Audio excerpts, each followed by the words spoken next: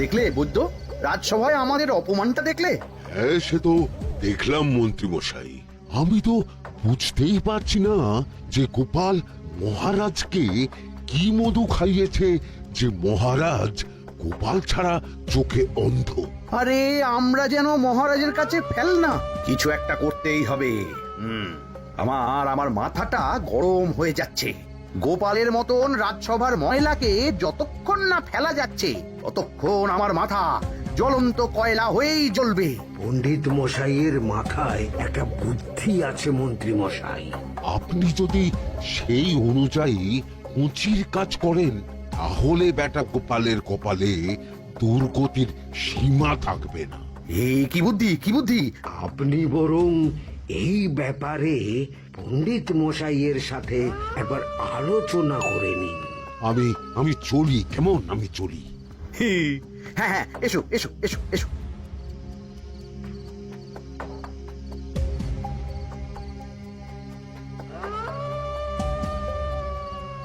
আরে ওই তো আমার বাঁ হাত ঘটা আসছে, বেটাকে দিয়ে একটা কাজ করাতে হবে।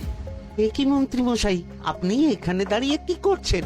এই একটা গুরুত্বপূর্ণ ব্যাপারে কথা বলছিলাম। একটা একটা কাজ করতে পারবি? কি কাজ করতে হবে বলুন মন্ত্রী মশাই। আমাকে একটু ঠান্ডা জল, পাতিলেবু আর পুদিনার পাতা দিয়ে শরবত বানিয়ে খাওয়াতে পারবি? সেসব আমার ঘরে ব্যবস্থা করাই আছে। চলুন চলুন, আমার সাথে চলুন। হ্যাঁ হ্যাঁ, চল চল চল চল চল।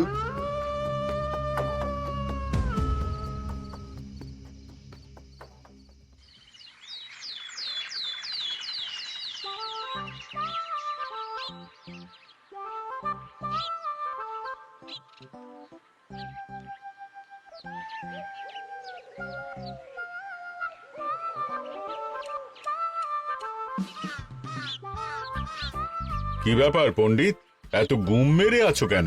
সকাল সকাল গিন্নি খুব বকেছেন মনে হচ্ছে। গিন্নির বাক্য সুধায় কান ভরে গেছে, আর কিছুই কানে ঢুকছে না। আরে দাঁড়াও দাঁড়াও পণ্ডিত, দাঁড়াও জ্যোতিষী। পণ্ডিত তো আমার কথা শুনতেই পেল না মনে হচ্ছে। তুমি তো দূর থেকে বলেছো, আমি তো বলেছি পাশ থেকে, তাতেও শুনতে পাইনি। কানের পোকা হলো নাকি? কি গো পণ্ডিত, ব্যাপার কি? কেমন বুঝছো? এ তো ভয়ানক কর্ণকোষ্ঠবদ্ধতার লক্ষণ। তুমি কচু বুঝেছো? আমার হয়েছে কর্ণগোপাল, তোমাদেরও হতো, কিন্তু তোমাদের দোকান কাটা বলে হয়নি। তুমি আমাদের অপমান করছো। তোমাদের অপমান বোধ থাকলে কোনো শব্দই কানে ঢুকতো না, শুধু একটাই শব্দ কানে বাজতো, গোপাল গোপাল গোপাল। এবারে রাজসভায় কিভাবে হেনস্থা হতে হলো মনে নেই?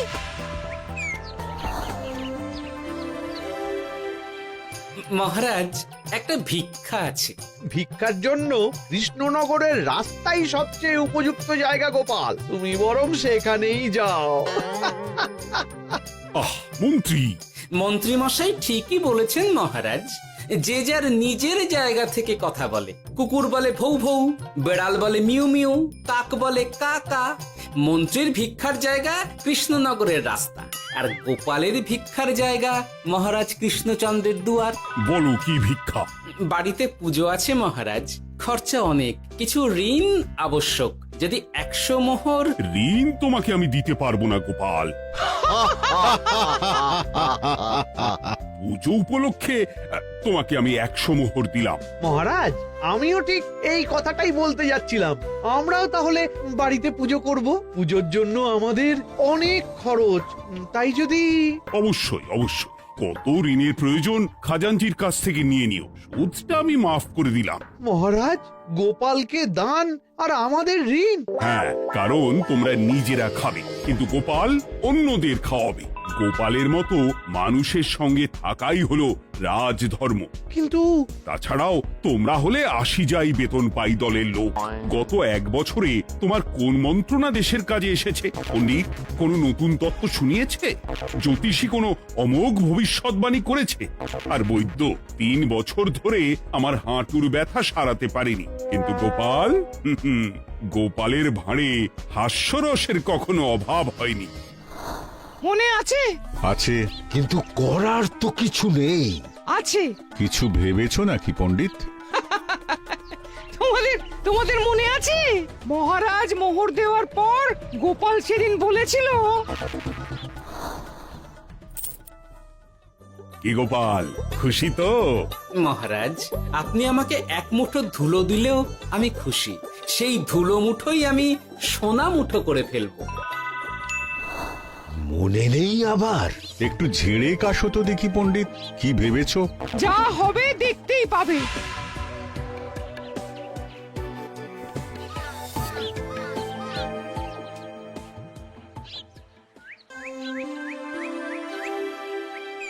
মহারাজের জয় হোক। মহারাজের জয় হোক। ওরে বাবা, এই যে সকাল সকাল চান করে ঠান্ডা লেগে গেল মনে হচ্ছে। মহারাজ, ওই কবি গান উপলক্ষে গত মাসটা আমি কৃষ্ণনগরের কোণে কোণে ঘুরে বেরিয়েছি। প্রজাদের মধ্যে একটা অসন্তোষ আমি লক্ষ্য করেছি মহারাজ। অসন্তোষ? আমি তো জানতাম আমার শাসনে প্রজারা সুখে আছে। সুখে তারা ভাসছে মহারাজ, কিন্তু একটাই অসুখ, তারা মহারাজের দর্শন পায় না। তারা মহারাজের পদধূলির জন্য আকুল হয়ে আছে, মহারাজের দর্শন পাওয়ার জন্য চাতকের মতো অপেক্ষা করছে। চিত্রকরকে দিয়ে চিত্র অঙ্কন করিয়ে বিলি করে দিলেই হলো।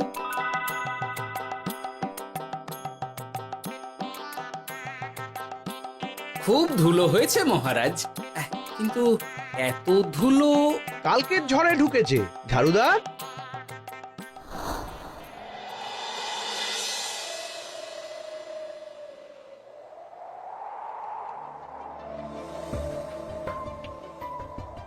এই সুযোগ, রাজসভা ফাঁকা, এমন ঝড় যে পেয়াদারাও বাইরে নেই। কাজটা সেরে ফেল, বুঝলি? কিরে, কাজটা কর।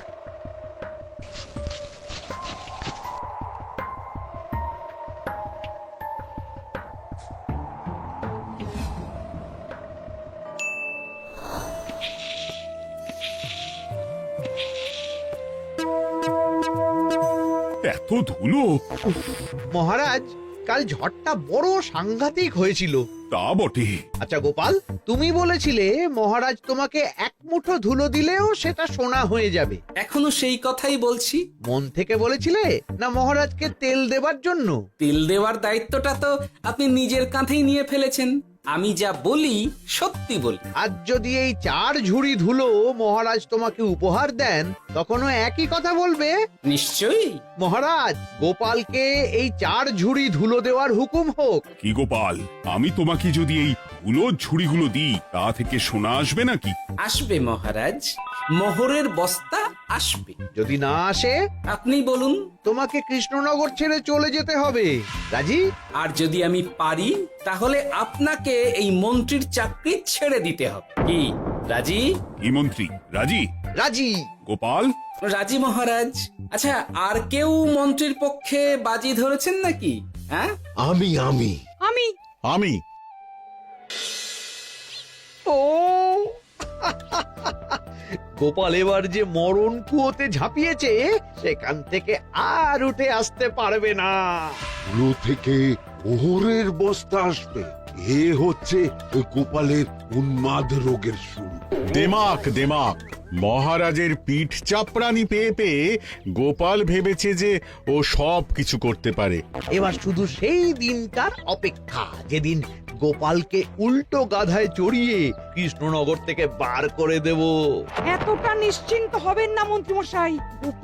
গোপাল কিন্তু হালকা কথা ছুঁড়ে দেওয়ার লোক নয়। কি বলতে চাইছো পণ্ডিত? ওই 4 ঝুড়ি ধুলো থেকে মোহরের বস্তা আসবে?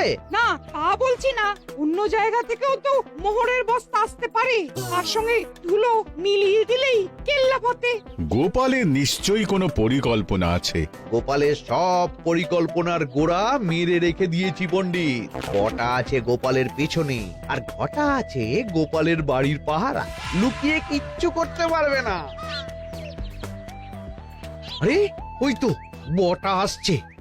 বেল্লিক, উল্লুক, তোকে আমি জল বিছুটি দেওয়াবো। গোপালকে ছেড়ে চলে এসেছিস কেন? ছেড়ে আসবো কেন মন্ত্রী মশাই? গোপালকে ওর বাড়ির সামনে ছেড়ে এসেছি।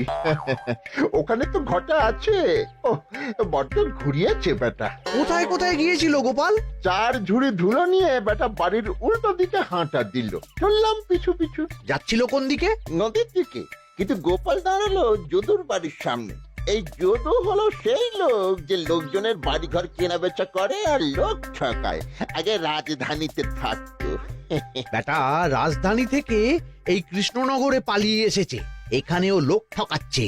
কিন্তু বেটা এত চালাক যে কিছুতেই ধরা যাচ্ছে না। এইরকম লোককে ধরাচ্ছে হাতে রাখা ভালো নয় কি মন্ত্রী মশাই? সে তো জানি, কিন্তু ওর ওপর মহারাজের কড়া নজর আছে।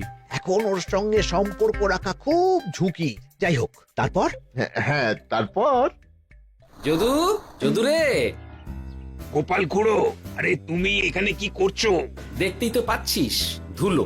তবে যে সে ধুলো নয়, মহারাজ কৃষ্ণচন্দ্রের পদধূলি। শুনিসনি বোধহয় এখন কৃষ্ণনগরে সবচেয়ে বেশি চাহিদা মহারাজের পদরেণু। আচ্ছা, মহারাজের পদরেণু নিয়ে যাচ্ছ কোথায়? এই ছোট ছোট পুলিন্দায় ভরে কৃষ্ণনগরের প্রত্যন্ত জায়গায় যেখানে প্রজারা মহারাজের সাক্ষাৎ পায় না সেখানে বিক্রি করব। তোমার কি মাথা খারাপ? পায়ের ধুলো বিক্রি হবে? ওরে, গতবারে মাত্র 1 ঝুড়ি ধুলো 1000 মোহরে বিক্রি করেছিলাম, এবারে 4 ঝুড়ি। শোনো, তুমি আবার ঘুরে ঘুরে বিক্রি করবে কেন? তোমাকে আমি বরং 10 মোহর দিয়ে দিচ্ছি। তুমি আমাকে এগুলো দিয়ে দাও, আর বিক্রি করে যা হবে তোমাকে এই 40 ভাগ দিয়ে দেবো। ওই 10 মোহরে বদমাস যদুকে ধুলো বেচে গোপাল বাড়ির দিকে চললো। বাড়ির সামনে অব্দি পেছনে পেছনে গিয়ে তারপরে এই আপনাদের কাছে আসছি। বলিস কি রে, ধুলো বেচে 10 মোহর? ও মন্ত্রী মশাই, গোপাল তো একেবারে নাড়ি ধরে টান মেরেছে। গেল রাজসভায় এমন সুখের চাকরিটি গেল। এবার আবার রাস্তার ধারে গিয়েই বসতে হবে। এবার নবাবের দরবারে জায়গা আছে কিনা খোঁজ করি গিয়ে। তাত্তেরি 10 মোহর আর 1 বস্তা মোহরের মাঝখানে অনেক রাস্তা, সেই রাস্তায় আমি লোক বসিয়ে রাখবো। আরে আরে, ওই তো তোমার ঘটা আসছে। এই তুই গোপালের ঘরের পাহারা ছেড়ে এলি কেন? গোপাল নেই নেই নেই নেই নেই নেই।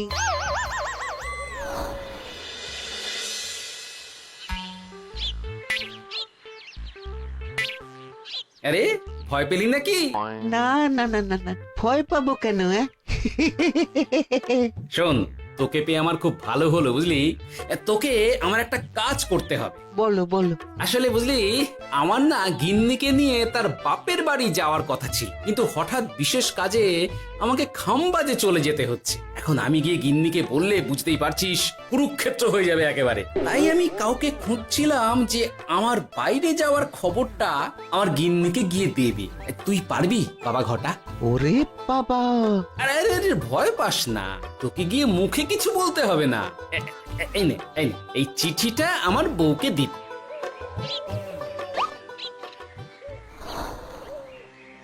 কৃষ্ণনগর ছেড়ে চুপি চুপি চলে যাচ্ছি, চালাকিটা দেখেছেন?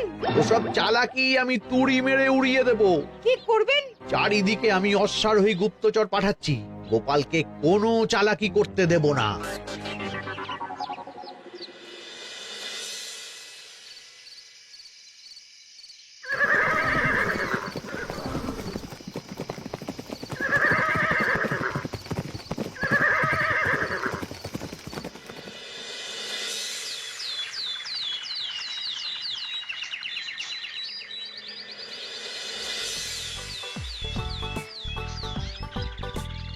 অং বং পিং পং। হ্যাঁ, ওরে বাপ যে, এ আবার কি বলে? মানে বুঝিতে পারিলে না? অং বং পিং পং অর্থাৎ আইসো আমার নিকট বিদেশি জাদু শরবত আছে। ইহাতে তৃষ্ণা নিবারিত হয়, শক্তি বৃদ্ধি হয়, ঘুম ভালো হয়, সম্পর্কের উন্নতি হয়, জামা কাপড় ফর্সা হয়, তু শব্দ না করে সকাল সকাল কষ্ট পরিষ্কার হয়। মূল্য মাত্র 1 মোহর। বোঝো, ওইটুকু অং বঙ্গের মধ্যে এত কিছু? ঠিক আছে, তা দাও দেখি। আপাতত টেস্টটা তো মিটু, বাকিগুলো পরে বোঝা যাবে।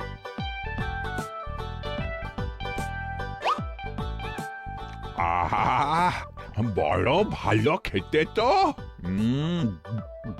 আহ, ঠং ঠং অর্থাৎ শক্তি বৃদ্ধি হলো। হ্যাঁ, হ্যাঁ, মনে হচ্ছে গায়ে যেন দুগুণ বল পাচ্ছি। কি হয়েছে ভাই? এ কে? এ ভিন দেশ থেকে জাদু শরবত নিয়ে এসেছে গো। জাদু শরবত ভিন দেশ? একেবারে বহু ভুজা শরবত। খেলে তেষ্টা যাবে, গায়ে জোর হবে, ঘুম হবে, সম্পর্ক ভালো হবে, জামা কাপড় ফর্সা হবে, সকালে হ্রাস করে পেটও পরিষ্কার হবে। সে কি? দাও গো ভাই, আমাকেও দাও। গুড় জল, সঙ্গে একটু ভাজা মশলা, আমচুর আর বিট নুন, শুদ্ধ দেশি জিনিস। জানলে কেউ ছুঁয়েও দেখতো না, কিন্তু একটু বিদেশি গন্ধ দিতেই একেবারে হট্ট মেলা। আরে তোমরাও এসেছো দেখছি। সং সং শঙ্কা লং লং লঙ্কা, মানে অর্থাৎ এই শরবত খেলে আর শঙ্কা নাই, বুদ্ধি লঙ্কার মতন ঝাল হয়ে যাবে। তারপর ডং ডং ডঙ্কা টং টং টঙ্কা, ফাইন ফাইন, অর্থাৎ টাকা আসবে আমার কাছে।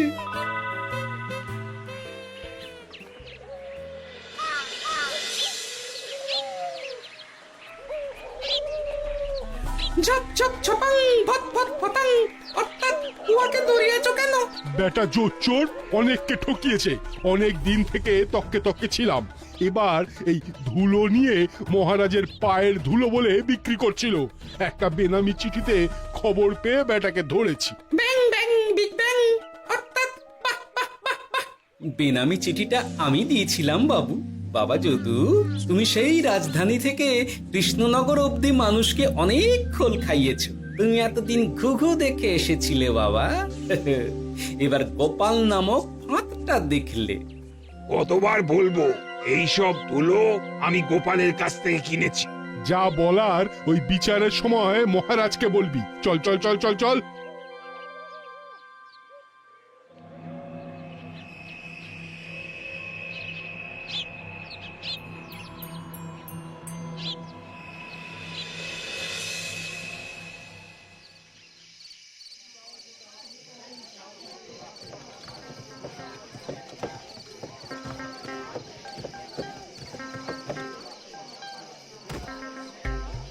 ঝন্টু মন্টু ননাংফু।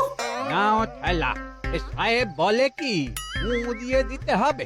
কি বলছো সাহেব? বুঝতে পারছি না, কোথায় ফু দেব? ঝন্টু মন্টু ননাংফু, অর্থাৎ লবণ আছে? আছে আছে সাহেব আছে। কত লাগবে? ভান্ড ভরি আন্ডাকারি, অর্থাৎ যা আছে সব।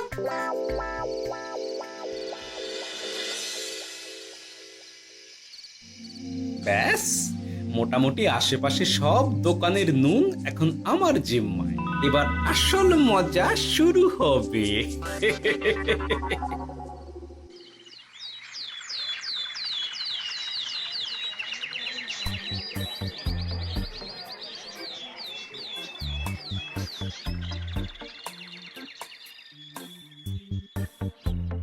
নুন আছে? না হুজুর, গোটা কৃষ্ণনগরেই নুন নেই। ওই দেখো, পুরো রাজসভাই বাজারে জড়ো হয়েছে। শান্তামনা শান্টু মন্টু, আবার কি বলছে রে বাবা? শান্তামনা শান্টু মন্টু, অর্থাৎ জনগণ শ্রবণ করুন। নান্টু কান্টু, নুন কি নেবেন? আন্টু আন্টু, আসুন আসুন। আমার আমার এক সের নুন লাগবে। সেন্টু, অবশ্যই 100 লবণ 10 মোহর। 10 মোহর? 10 মোহর লইবেন না লইবেন না? না, নেব না। উত্তম উত্তম, গান্ডা পিণ্ডে টিসুম টিসুম, অর্থাৎ তাহা হইলে নুনের বদলে গৃহিণীর প্রহার ভক্ষণ করুন। আমাকে একটা নুন দিন। আমাকেও নুন ছাড়া বাড়ি ফিরলে গিন্নি ঘর ছাড়া করবে আমাকে। শুনলাম কৃষ্ণনগর থেকে নুন উধাও। আছে মহারাজ, আছে। কৃষ্ণনগরের সব লবণ আমার নিকটে আছে। 110 মোহর। এত দাম? দাম তো হবেই মহারাজ, লবণ ছাড়া রান্না কেমন হবে ভাবিয়া দেখুন। ঠিকই বলেছ, রাজপাকশালেও তো রান্না বসেনি। 100 সেরের মতন রাজপ্রাসাদে পাঠিয়ে দাও। 1000 মোহর দিয়ে দাও।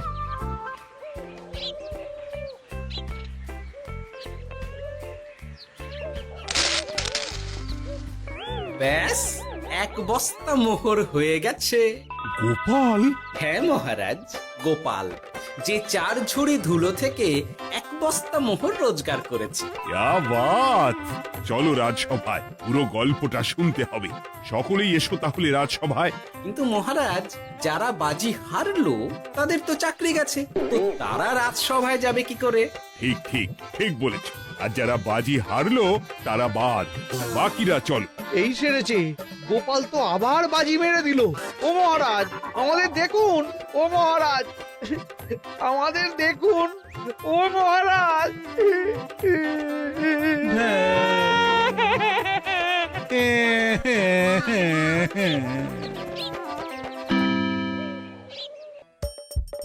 হাসির রাজা, জ্ঞানের রাজা, রসিক রাজা।